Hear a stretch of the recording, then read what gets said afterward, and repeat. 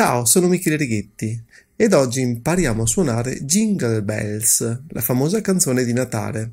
Cominceremo come al solito prima a mani separate e poi a mani unite. Jingle Bells è stata composta nel 1857 dal compositore statunitense James Lord Pierpont, inizialmente per essere cantata durante il giorno del ringraziamento. La versione che andiamo a imparare oggi è abbastanza semplice, quindi è adatta a tutti.